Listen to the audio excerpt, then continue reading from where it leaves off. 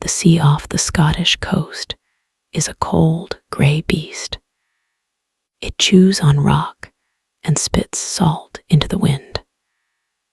20 miles west of the Outer Hebrides, a cluster of 7 jagged outcrops breaks the surface of the North Atlantic. They are the Flannan Isles, known to Gaelic sailors for centuries as the Seven Hunters. They are inhospitable, haunted places, ringed by cliffs that drop 100 feet to the churning water. On the highest point of the largest island, Eilean Mor, the Big Isle, stands a monument to man's stubbornness. The Flannan Isles Lighthouse, completed in 1899, it was a marvel of engineering. A 75-foot tower of white brick designed to cast a beam of light across one of the most treacherous shipping lanes in the British Isles. It was a lifeline, a promise of safety in the unforgiving dark. But in the final days of the 20th century's first year, that promise was broken. The light went out, and the 3 men tasked with keeping it alive vanished from the face of the earth. This is not a story of fiction. There are no ghosts in the official record, no monsters in the testimony.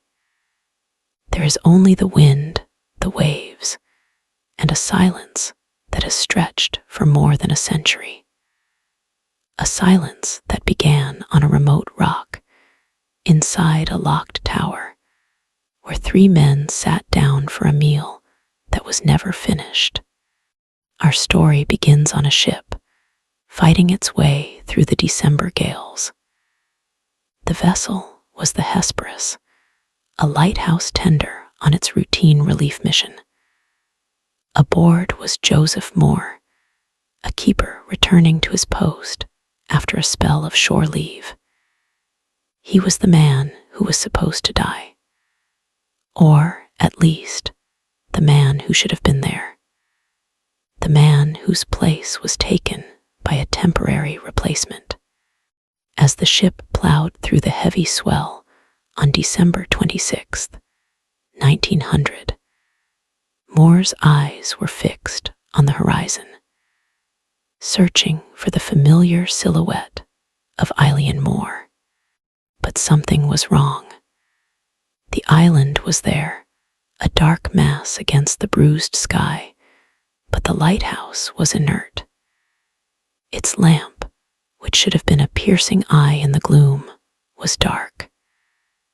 Captain James Harvey, a veteran of these waters, felt a knot of unease tighten in his stomach. The light was the keeper's sacred duty. For it to be out was not just unusual, it was unthinkable. As the Hesperus drew closer, the feeling of wrongness grew. The island was unnervingly still. No flag flew from the mast. No one emerged from the lighthouse to greet them. The supply box at the landing stage, meant to be readied for replenishment, sat untouched. Harvey ordered the ship's horn to be sounded, its mournful blast echoing off the cliffs. The only answer was the cry of gulls and the roar of the surf. There was no sign of life, no sign of James Ducat, Thomas Marshall, or Donald McArthur. The island had swallowed them whole. Joseph Moore, the relief keeper, was the first man to step ashore. He climbed the steep, rock-cut stairs leading from the landing stage to the lighthouse, his heart pounding a frantic rhythm against his ribs. The path was slick with sea spray, the wind a physical force that threatened to tear him from his footing. Every step up that cliff face was a step deeper into a developing nightmare. To understand the mystery of Eilean Mor, one must first understand the men and the place. The life of a lighthouse keeper at the turn of the 20th century was one of profound isolation and unforgiving routine. It was a job for men of a certain temperament, steady, reliable, and comfortable with their own company. They were guardians of a sacred flame, their lives governed by the turning of the lamp and the changing of the tides. The Flannan Isles posting was considered one of the most challenging in the service of the Northern Lighthouse Board. The island of Eilean Mor is less a piece of land and more a fortress of Precambrian gneiss, thrusting out of the violent Atlantic. Its name in Gaelic translates to Big Isle, but its habitable space is minimal. For centuries, it was a place of superstition. Shepherds from the nearby Isle of Lewis would bring their flocks to graze on its sparse grass, but they never stayed the night. They spoke of a strange magnetism on the island, of an oppressive atmosphere that discouraged lingering. They had rituals for approaching it, walking sunwise and speaking in hushed tones, believing it to be a place touched by the supernatural. An old chapel, dedicated to the 7th century St. Flannan, stood in ruins near the lighthouse, a crumbling testament to a time when men sought divine protection in this wild place. Against this backdrop of folklore and raw nature, the lighthouse was a beacon of modernity and order. Its construction was a triumph of Victorian resolve. Every brick, every iron plate, every pane of glass had been hauled up those sheer cliffs. It was designed to withstand hurricane-force winds and waves the size of buildings. And the men who ran it were expected to be just as resilient. 3 men were on duty in December 1900. James Ducat, the principal keeper, was 43 years old. He was an experienced man, a veteran of the service, with a wife and 4 children waiting for him on the mainland. He was known for his calm demeanor and meticulous nature, a man who understood the immense responsibility of his position. His deputy, the second assistant keeper, was Thomas Marshall. He was younger, 28, and a father of 2. He was a sturdy, capable man, with a reputation for being level-headed.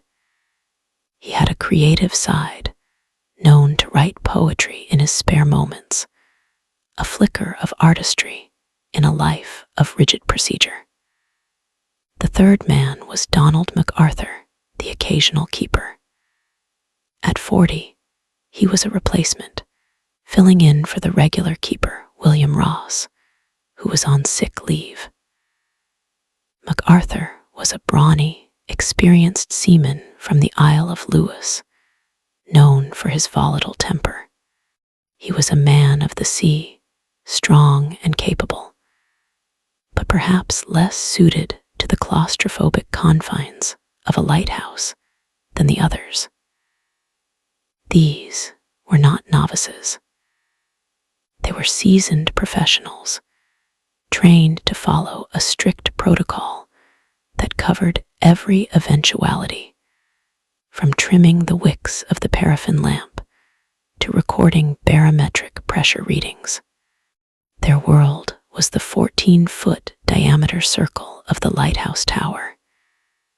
It contained their living quarters, a kitchen, a recreation room, and at its apex, the lamp room, the heart of the entire operation.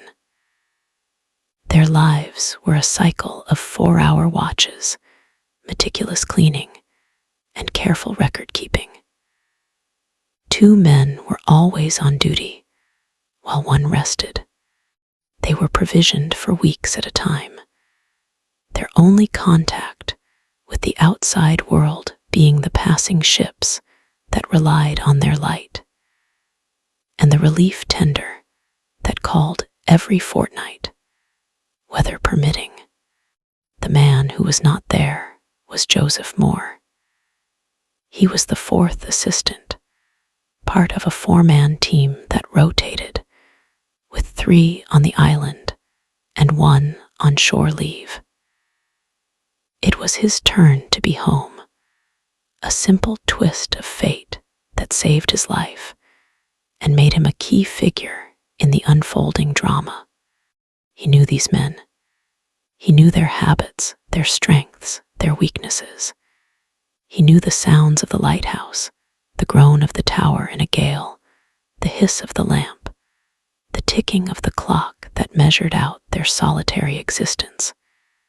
He was returning to a world he knew intimately. But on December 26th, it was a world that had been turned inside out. When he reached the lighthouse entrance and found the main gate and the inner door closed, a flicker of procedural relief may have crossed his mind. The doors were shut as they should be. But when he called out the names of his colleagues, Ducat, Marshall, McArthur, and received no reply, the cold dread returned. He was alone, standing before a silent tower on a haunted island. The keepers of the Flannan Isles Light were gone. The scene that confronted Joseph Moore and the landing party from the Hesperus was not one of violence or chaos. It was one of profound and unsettling stillness. The quiet was the first thing that struck them. A lighthouse is never truly silent. There is the constant hum of the machinery, the creak of the structure, the ever-present cry of the wind. But here, an unnatural hush had fallen. Moore, using his own key, unlocked the entrance door. Inside, the lower storeroom was in perfect order. He and 2 seamen from the Hesperus climbed the winding stone staircase to the living quarters. The air was cold and damp. In the kitchen, the scene was even more perplexing. The fire in the hearth was dead, the ashes cold. On the kitchen table sat a meal of meat, pickles, and potatoes, left uneaten. A single chair was overturned, lying on its side, as if someone had pushed back from the table in a sudden hurry. The clock on the wall had stopped. This single overturned chair would become a focal point of speculation for years to come. Was it a sign of a frantic departure, a struggle, or something more mundane, a simple accident in a moment of haste? The truth was, no one knew. It was a single, discordant note in an otherwise eerily composed scene. The men moved through the rest of the small living area. In the keepers' bedrooms, everything was neat. The beds were made, the lamps trimmed and filled with oil, ready for the evening. There was no sign of a disturbance, no hint of a fight or forced entry. It was as if the keepers had simply stepped out for a moment and never returned. One crucial detail was discovered. A set of oilskins was missing. In the harsh weather of the North Atlantic, the waterproof oilskin coats and sea boots were essential survival gear. The keepers would never venture outside without them, especially in a storm. Yet, inside the lighthouse, a single set of oilskins remained, hanging on its peg. This meant that 2 of the men had gone outside properly dressed for the weather. but one had inexplicably rushed out without his protective gear. It was a detail that defied all logic and procedure. The men of the Northern Lighthouse Board were drilled in safety protocols. To go out into a December storm on Eilean Moor without oilskins was not just foolish, it was a death sentence. The search party then ascended to the highest point of the tower, the lamp room. Here, too, everything was in order. The intricate clockwork mechanism that rotated the giant lens was clean and oiled. The paraffin reservoirs were full. The lamp wicks had been trimmed and prepared for lighting. All was ready for the night's watch. The keepers had performed their duties with their usual diligence, right up until the moment they disappeared. The final piece of the puzzle lay in the lighthouse logbook. The slate where daily notes were jotted down before being formally transcribed had its last entry on the morning of December 15th. The main logbook, however, contained entries that were both routine and deeply disturbing. The entries were written by Thomas Marshall, the second assistant. On December 12th, he recorded a severe storm, the likes of which he had never seen in 20 years. He wrote, "Gale, north by northwest. Sea lashed to fury. Never seen such a storm. Waves very high, tearing at the lighthouse." He also noted that James Ducat, the principal keeper, had been very quiet, and that Donald McArthur, the powerful, often irascible occasional keeper, had been crying. This was an extraordinary entry. These were hardened men, veterans of the sea. For a man like McArthur to be reduced to tears was almost unimaginable. What could have terrified him so deeply? The log continued in this vein. On December 13th, Marshall wrote that the storm was still raging and the men were praying. But by December 14th, the tone seemed to have shifted. The storm was easing and the men were calm. The final log entry, dated December 15th, at 9 a.m., read simply, "Storm ended, sea calm. God is over all." These log entries were the last words ever heard from the keepers of the Flannan Isles Lighthouse. They painted a picture of a terrifying ordeal, of men pushed to their psychological limits by the fury of nature. And yet, they presented a glaring contradiction. There had been no reported storms in the area on December 12th or 13th. In fact, ships that had passed the area on those days reported calm seas. The severe storm only hit the area on the night of December 14th and into the 15th. It was a discrepancy that official investigators would puzzle over. Was Marshall mistaken about the dates? Or were the keepers describing a localized, almost supernatural squall that no one else witnessed? A storm of the mind, perhaps, as much as a storm of the sea. Back on the Hesperus, Captain Harvey made a grim decision. He would leave 3 of his own men, along with Joseph Moore, to man the lighthouse and get the lamp lit again.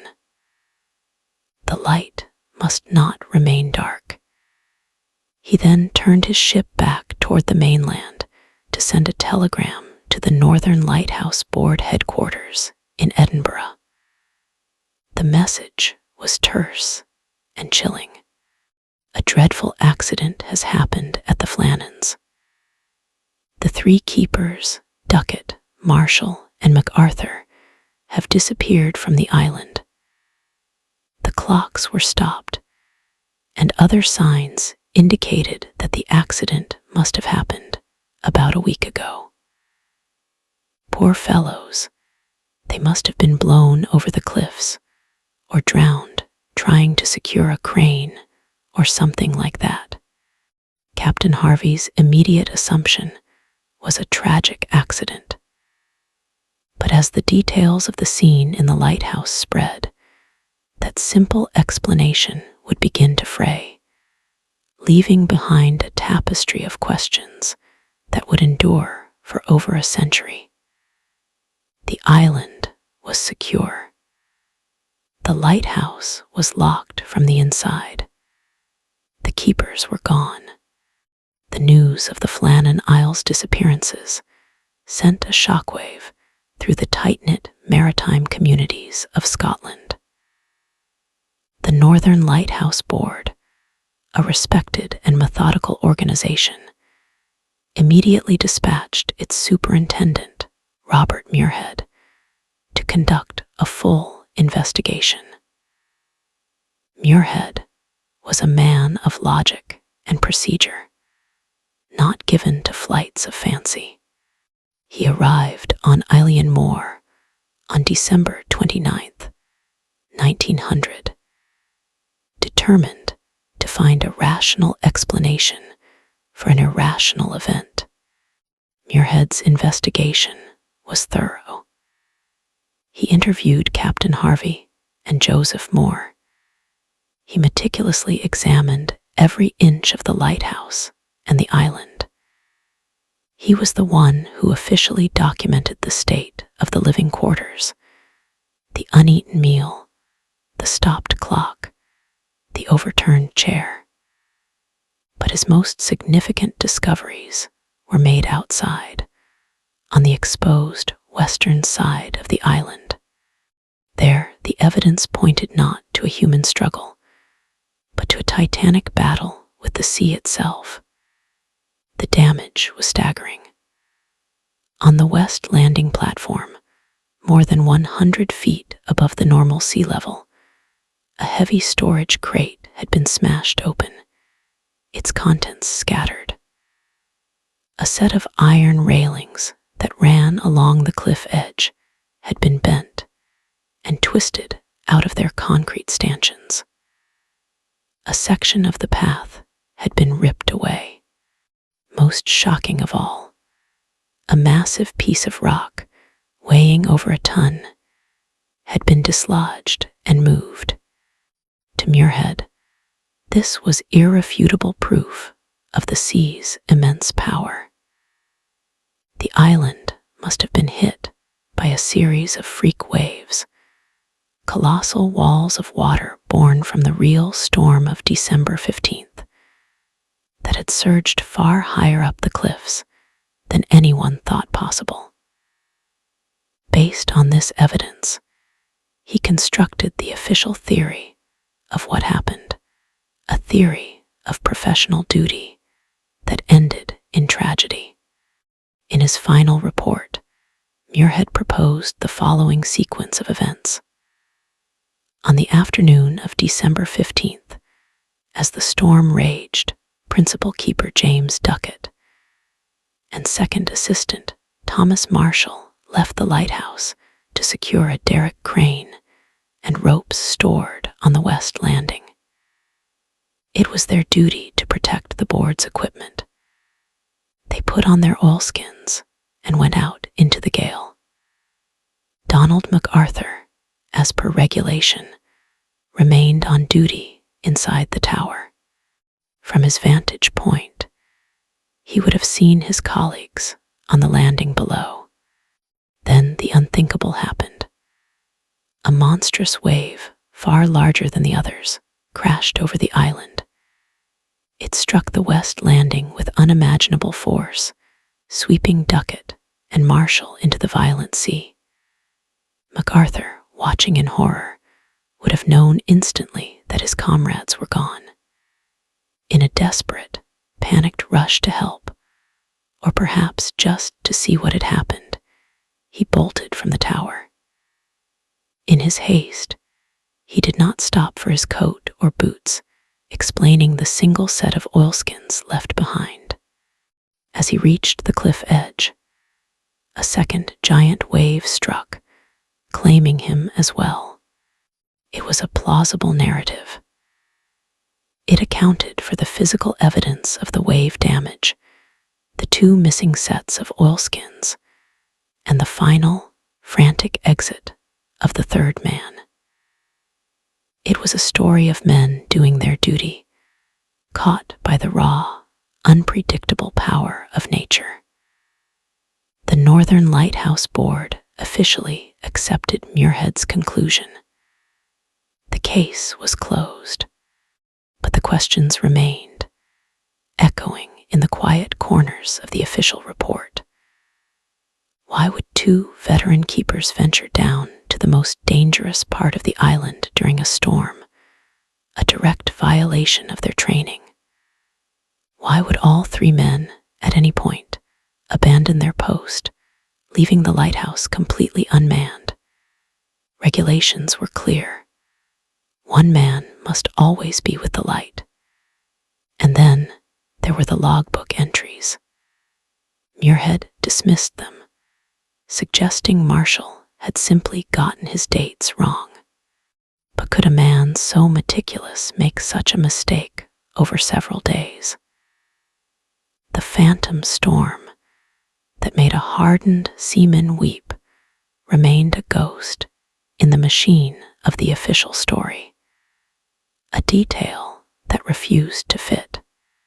In the absence of bodies or certainty, other theories grew like lichen on the island's rocks. The overturned chair and McArthur's volatile reputation led some to whisper of foul play. Could a fight have broken out in the claustrophobic confines of the tower? Perhaps McArthur, in a fit of rage, killed Ducat and Marshall. Overcome with guilt, he then threw their bodies into the sea before leaping in himself. This would explain a sudden departure, but it failed to account for the massive wave damage on the West Landing, or why 2 of the men would be wearing their heavy oilskins indoors. Over the decades, the story drifted into the realm of folklore.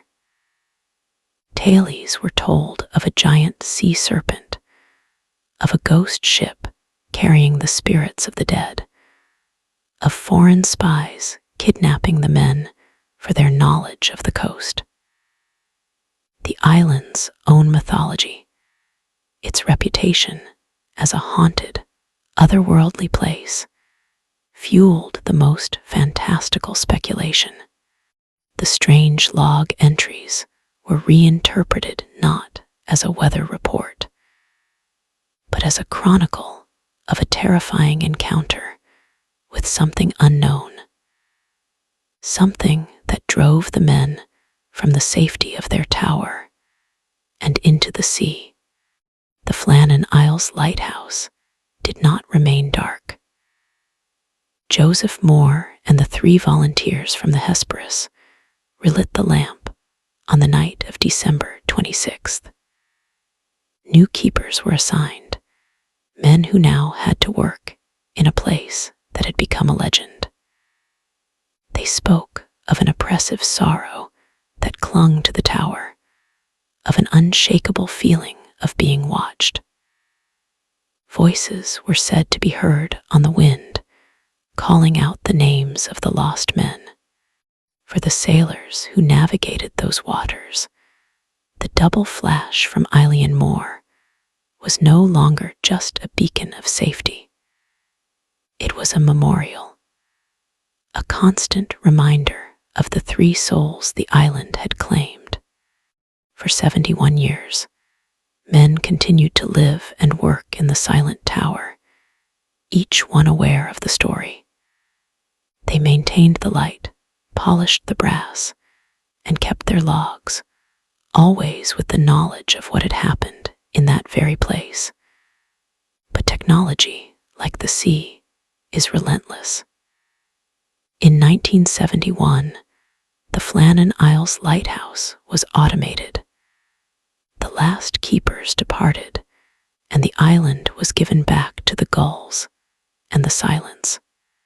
Today, the light still shines.